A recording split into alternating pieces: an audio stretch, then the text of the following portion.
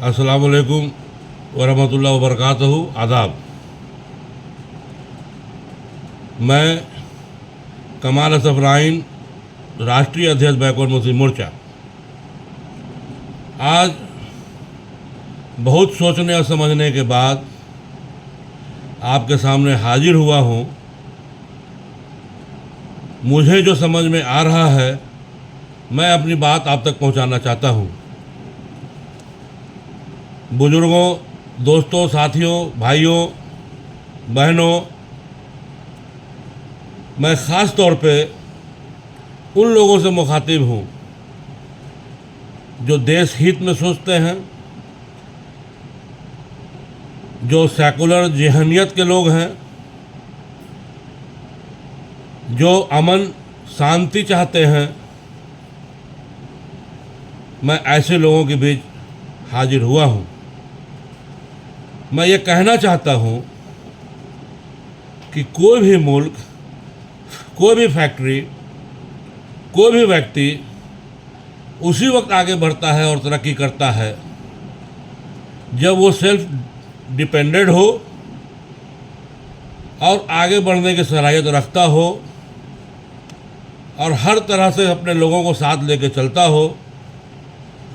लेकिन आज हम ये दावा तो कर रहे हैं, लेकिन हमारा बेस जो है वो बिल्कुल खोखला है और कमज़ोर है। दोस्तों, मैं ये कहना चाहता हूँ कि 2004 में जब माननीय मनमोहन सिंह देश के प्रधानमंत्री बने, तब हमारा देश 17 लाख करोड़ का कर्जदार था। 2014 तक वो रहे, तब हमारे देश के ऊपर विदेश का 55.87 लाख करोड़ रुपया कर्ज हुआ। लेकिन 2014 के बाद आज जो हमारा मुल्क है, राष्ट्रीय स्तर पर 161 लाख करोड़ और राज्यों में 44 लाख करोड़ रुपए का कर्ज है। जहां 205 लाख करोड़ के हम कर्जदार हैं, ऐसी स्थिति में हम तरक्की की बात कैसे सोच सकते हैं।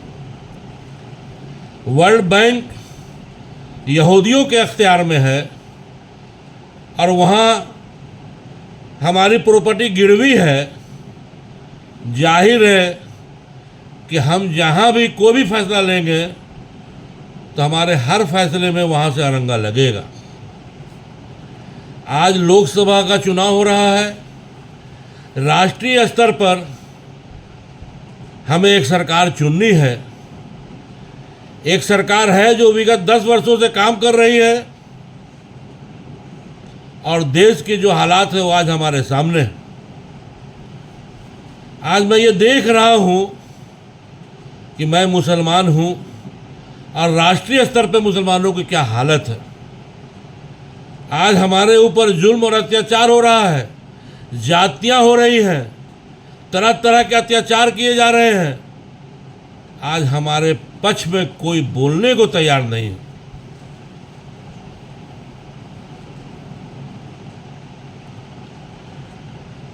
अगर आप आज हमारे पक्ष में बोल नहीं सकते हैं तो इसकी क्या गारंटी है कि आज एनडीए की सरकार है, कल इंडिया की सरकार आ जाएगी, आज भाजपा है, कल कांग्रेस आ जाएगी, तो वो आएगी तो जो मसले हैं वो सब सही हो जाएंगे।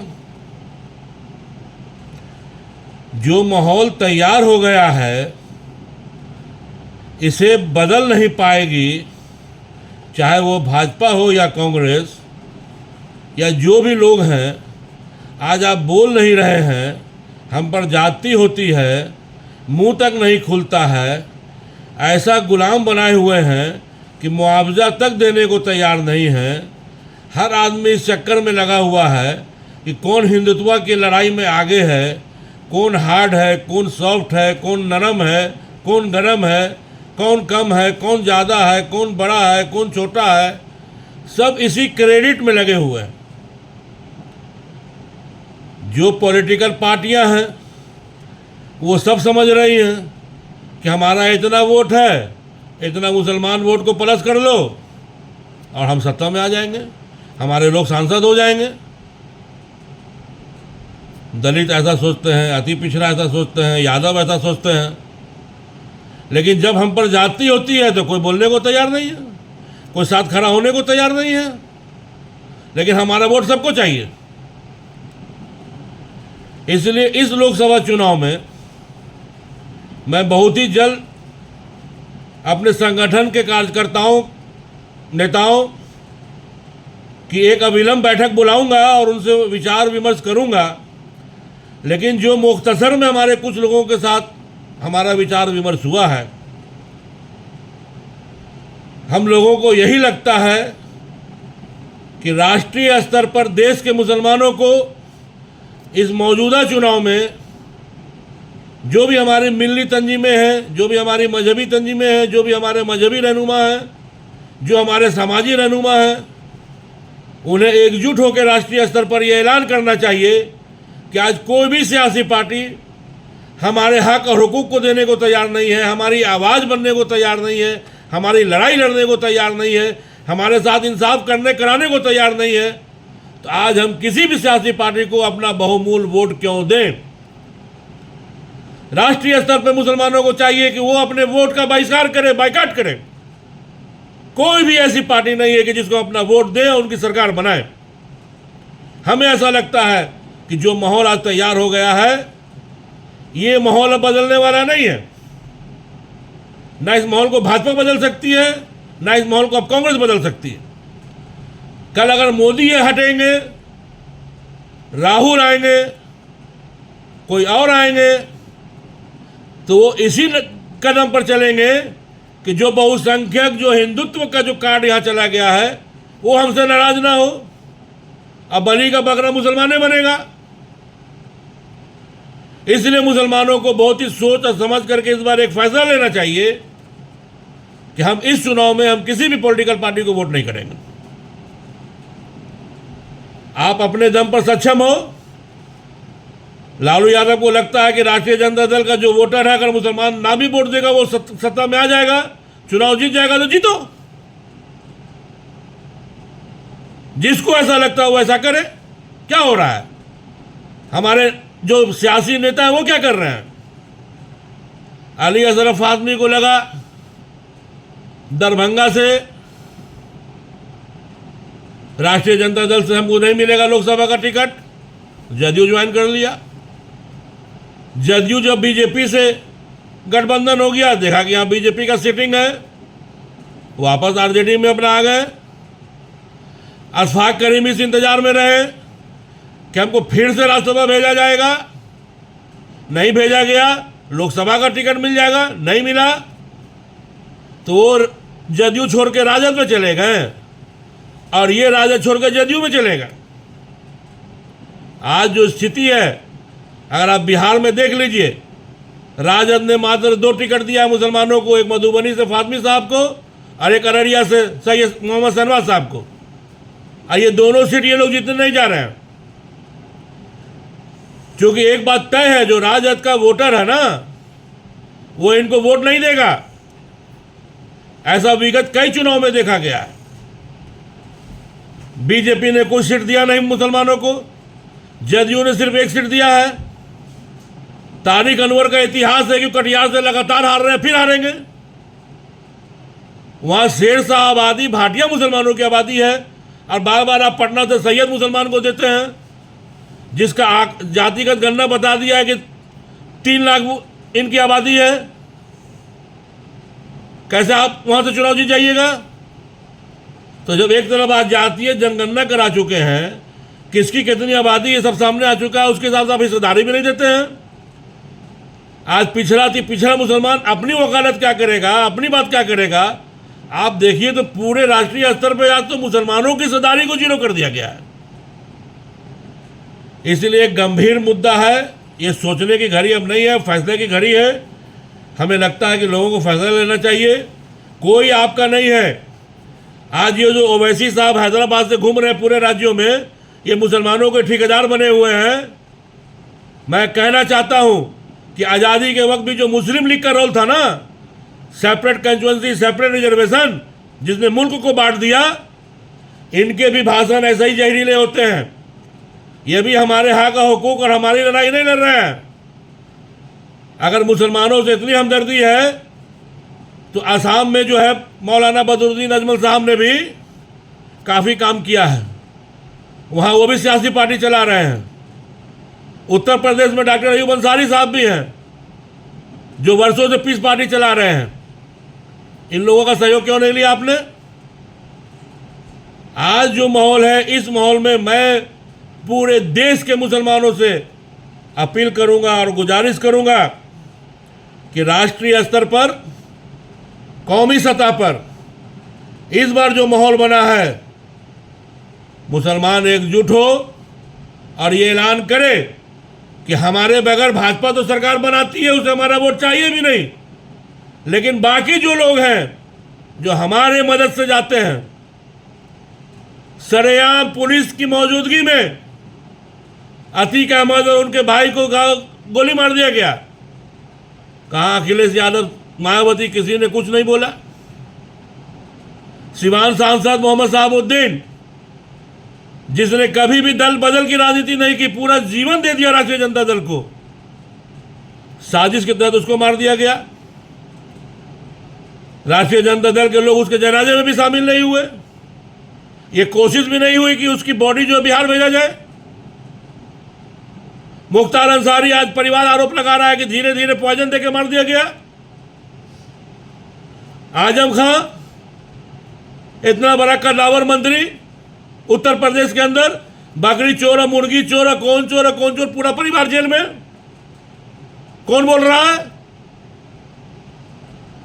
राष्ट्रीय स्तर पर मुसलमानों के साथ अत्याचार हो रहा है।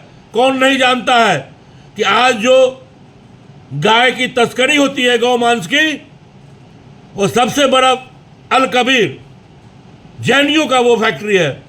वहाँ मुसलमान कहाँ है? लेकिन मुसलमानों को टारगेट किया जाता है, उनके साथ मॉब लिंचिंग होता है। कौन बोलता है? आज रामनवमी के नाम पर, शोभा यात्रा के नाम पर जगह जगह जुलूस जाकर के मस्जिदों पे, मदरसों पे हमला करता है, मुसलमानों को मोहल्ले में उनको उकसाता है, और उसके बाद मुसलमानों के घर को जो बुलडोजर किया जा रहा है, मुसलमान को ही जो जेल भेजा जा रहा है। कहीं कोई बोल रहा है? लेकिन भाजपा छोड़ मेरा वोट सबको चाहिए। इसलिए मैं ये समझता हूं कि इस बार जो देश की स्थिति है, साथियों, ये लोग 205 लाख करोड़ के कर्जदार हैं। ये हमारे देश को गुलामी की तरफ ले जा रहे हैं। आम और आवाम को मेन इशू से भटकाने के लिए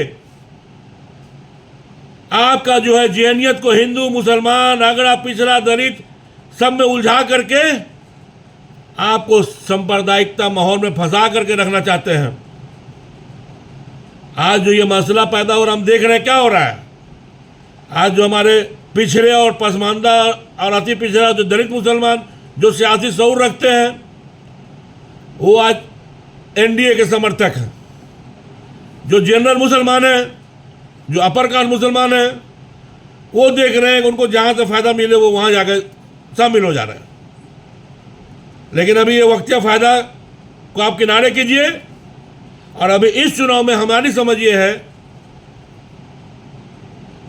बहुत से काबिल लोग भी हैं, दानिश्वर लोग भी हैं हमारे समाज में, पढ़े लिखे बुद्धिजीवी लोग भी हैं। अभी जो मसला है, इस मसले पर बहुत ही गंभीरता से उनको भी सोचना चाहिए कि वो क्या करें, किसको सपोर्ट करें, किसके साथ जाएं, कौन हमारी रहनुमाई करेगा। बेशक हम ईमान वाले हैं, हमारा अल्लाह है, उसकी मर्जी से ही सब कुछ होता है। आज उसकी मर्जी है तो एक जालिम बादशाह उसने हम पर मुसल्लत कर दिया है।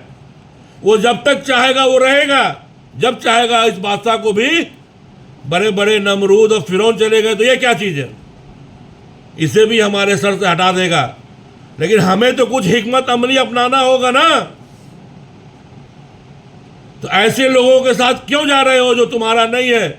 तुम्हारे लिए लड़ना तो दूर, कुछ करना तो दूर, वो मुंह तक नहीं खोल रहा है, बोल भी नहीं रहा है तुम्हारे खिलाफ। तो ऐसे लोगों के साथ जाने से बेहतर है कि बाज़ाब्ता ऐलान कर दिया जाए कि इस दफ़ा लोकसभा चुनाव में मुसलमान किसी भी सियासी पार्टी को वोट नहीं देंगे। वोट का बायकॉट करो। हर अपने गांव और मोहल्लों में बैनर लगाओ कि इस बार हमारा वोट नहीं मिलेगा, किसी भी सियासी पार्टी को नहीं मिलेगा। आज हरियाणा में लोगों ने लगाया बैनर, किसानों ने लगाया जगह जगह बैनर।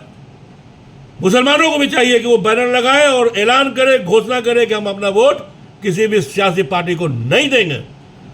अगर हमारी बात से आपको इत्तेफाक है, आपको लगता है कि ऐसा होना चाहिए, तो आप अपने अपने गांव और मोहल्लों में आप बैनर टांग दो, ऐलान कर दो कि हम इस चुनाव में किसी भी सियासी पार्टी को वोट नहीं करेंगे। जब आप ऐसा करोगे तो जिन लोगों को हमारे वोट से फ़ायदा होता है, जो हमारे वोट से सत्ता में आते हैं, जब उनको नुकसान नज़र आएगा तब वो आपकी अहमियत समझेंगे, तभी वो आपके मसले को भी हल करेंगे और आपको मुनासिब आपकी आबादी के हिसाब से आपको हिस्सेदारी भी देंगे। और आप एक बार बायकॉट करेंगे ना, तो इंटरनेशनल लेवल पर, अंतर्राष्ट्रीय स्तर पर भी इनको जवाब देना होगा कि एक बड़ी आबादी जो थी उसने वोट का बहिष्कार कर दिया, तो जो सरकार बनी है उसको मान्यता कैसे दी जाएगी। इसलिए ये बहुत ही गंभीर सिचुएशन है। मैं आप लोगों से बार बार ये अपील करता हूँ, गुजारिश करता हूँ कि इस चुनाव में आप लोग एक बार पुनः हमारे इस विचार पर, रिक्वेस्ट पर, अनुरोध पर गौर करेंगे। ये हमें उम्मीद है कि आप इस पर कुछ फैसला करेंगे। इंशाअल्लाह तमाम लोगों को हमारा आदाब, सलाम, अल्लाह हाफ़िज़।